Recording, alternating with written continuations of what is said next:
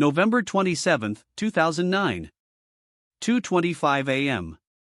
A wooden golf club shatters the back window of a black Cadillac Escalade.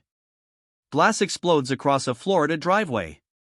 Inside the vehicle, slumped over the wheel, is the most famous athlete on the planet. His face is bleeding. His career is about to implode. And standing in the darkness, barefoot, holding the club like a weapon, is a Swedish woman the world thinks they know. Elin Nordegren. The silent wife. The blonde accessory. The woman who smiled for the cameras and raised the children while her husband conquered the world. But in this moment, something has cracked open. Not just the window. Not just the marriage. Something deeper. The world will call it a scandal. A meltdown. A tragedy. But what if it wasn't? What if that night, in the wreckage and the silence and the rage, Elin Nordegren made a decision that would turn her into one of the most powerful women in sports history? What if losing everything was the beginning of winning it all? This is the story of how a woman the world underestimated walked away with $100 million, her dignity, and a life most people only dream of. And it starts with a lie. If you stayed this long, you're different. You're not here for gossip. You're here for truth. Subscribe to this channel, because we don't do surface-level stories. We go deeper. Let's rewind. Before the crash. Before the club. Before the headlines. There's a girl in Sweden. Elin Maria Pernilla Nordegren. Born January 1, 1980. Stockholm. Not rich. Not famous. Just normal. Her mother is a politician. Her father is a radio journalist. She grows up in a house where work matters. Where dignity matters. Where you don't ask for handouts. You earn everything. And Elin does. She works in a clothing store. She models part-time to pay for university. She's studying child psychology. She wants to help kids. She's quiet. Focused. The kind of person who listens more than she talks. And then, in the summer of 2001, something changes. She's working a summer job. Nanny to the children of Swedish golfer Jesper Parnevik. The family is in the United States. Tournament circuits. Country clubs. A world Elin has never seen. And one day, at a tournament, Jesper introduces her to someone. A young American golfer. 25 years old. Already a legend. For major championships. The face of Nike. The face of golf itself. Tiger Woods. He's charming. Focused. Different from the other athletes she's seen. He doesn't showboat. He doesn't brag. He just wins. And when he looks at Elin, something clicks. She's not like the other women around him. She's not chasing him. She's not impressed by the fame. She's just herself. They start talking. Slowly. Carefully. And by 2003, they're dating. The media loves it. The All-American champion and the Swedish model. It's a fairy tale. And in October 2004, they get married. Barbados. Private. Intimate. Elin wears white. Tiger wears a smile. The world celebrates. And for a while, it really does seem perfect. But here's what the cameras don't show. Elin is homesick. She misses Sweden. She misses her family. She's living in Florida now, in a mansion she didn't choose, surrounded by people she doesn't know. Tiger is on the road 300 days a year. And when he's home, he's not really home. He's in the gym. On the course. In his head. Elin raises their daughter Sam alone. Then their son Charlie. She smiles in the photos. She waves at the tournaments. But inside, she's disappearing. Becoming smaller. Quieter. The woman who wanted to be a child psychologist is now just Tiger's wife. And maybe that would have been okay. Maybe she could have lived with that. If it had been real. But it wasn't. November 25, 2009. Thanksgiving. Elin is scrolling through Tiger's phone. She doesn't want to. She's not that kind of person. But something feels wrong. And then she sees it. A text message. From a woman named Rachel Uckadel. The words are explicit, intimate, undeniable. And Elin's world stops. She confronts him. He denies it. She shows him the message. He stumbles.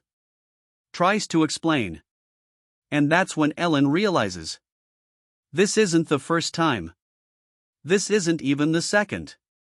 The man she married, the man she trusted, the man she gave up her life for, has been lying to her for years.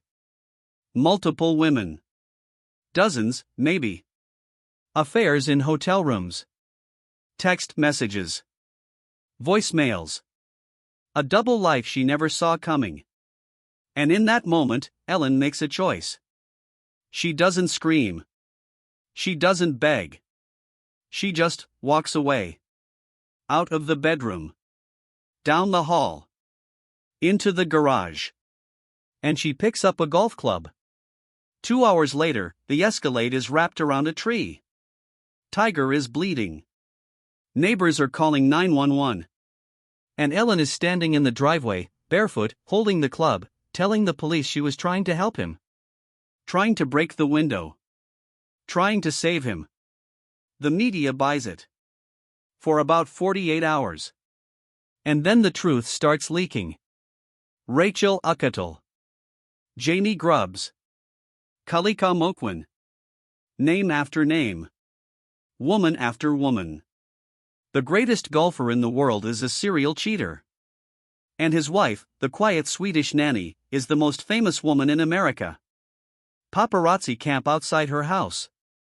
Tabloids offer millions for interviews. The world wants her to cry. To break. To play the victim. And Elin does none of it. She hires a lawyer. A shark. A woman named Laura Wasser who has handled every major celebrity divorce in Hollywood. And Elin makes one thing clear: I want out. I want my kids. And I want every dollar I'm owed. Think about the pressure in that moment.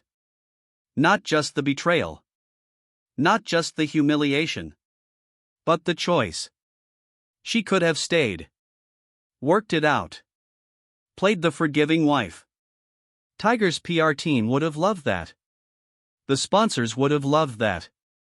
But Elin didn't care what they loved. She cared about one thing, herself. And maybe that's the hardest thing to do when the world is watching. To choose you. The divorce takes 9 months. Behind closed doors. No leaks. No drama. Just lawyers and negotiations and cold, hard numbers. Tiger's net worth at the time? Around $600 million. And Elin's lawyers are ruthless. They argue she gave up her career. Her education. Her life. They argue she was humiliated on a global scale. They argue she deserves more than alimony. She deserves compensation. And in August 2010, the settlement is finalized. Elin walks away with $100 million. Joint custody of the kids. And a confidentiality agreement that prevents her from ever speaking publicly about the marriage. The media calls it the biggest divorce payout in sports history. And they're right. But here's what they miss. Elin didn't just take the money and disappear. She rebuilt. Completely. Deliberately. Strategically. And quietly. First, she buys a $12 million mansion in North Palm Beach. Ocean view. Private. Far from Tiger. Far from the cameras. She enrolls in university. Florida Atlantic. She finishes her degree in psychology. The one she started in Sweden. The one she gave up for Tiger. She graduates with honors. No press. No announcement. Just a quiet ceremony and a degree in her hand. Then she starts investing. Real estate. Smart, safe, appreciating properties. She buys a second mansion. Then a third. She flips them. She profits. She builds a portfolio. By 2015, she's worth more than she got in the divorce. And she's only 35 years old. But here's the part that really stings for Tiger. Elin falls in love again. His name is Jordan Cameron. Former NFL tight end. 6'5". Quiet. Kind. Nothing like Tiger. They meet through mutual friends. They start dating in 2017. And in 2019, they have a child together. A son. Elin's third. And unlike her marriage to Tiger, this relationship is private. No magazines. No endorsements. No red carpets. Just a family. A real one. And when Jordan retires from football, they move into a $10 million mansion in Florida. Custom built. Elin designed it herself. It has a meditation room. A library. A yard where her kids play. And it's hers.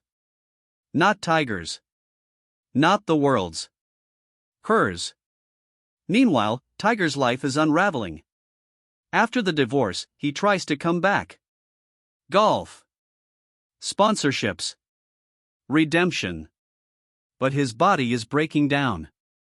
Multiple back surgeries. A DUI arrest.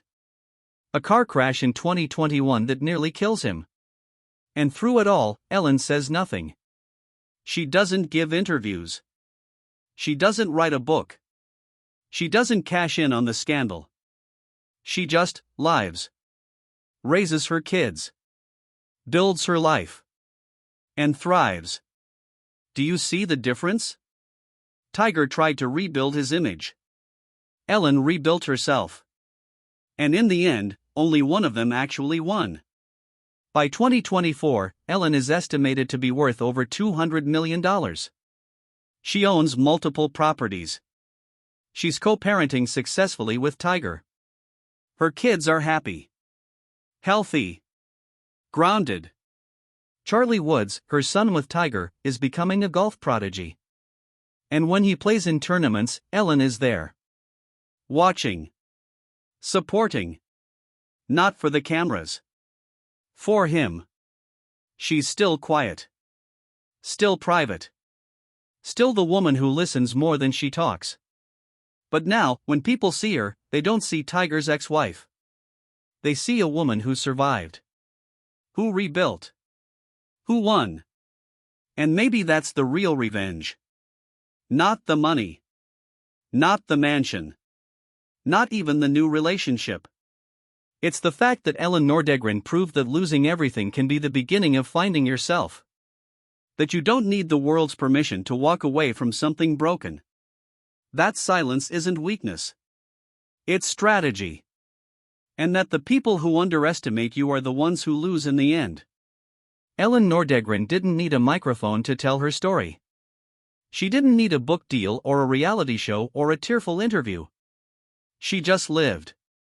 And in doing so, she became more powerful than Tiger Woods ever was. Because power isn't about fame. It's about freedom. And Elin is free. She's building homes. Raising kids. Living quietly. And thriving loudly. So the next time you hear someone call her Tiger's ex-wife, remember this: she's the woman who turned betrayal into $100 million, heartbreak into a degree, and silence into the loudest victory of all. And if you're here because you believe in that kind of strength, subscribe. Not for the drama. For the truth. Because stories like this don't just entertain. They remind us who we could be. If we're brave enough.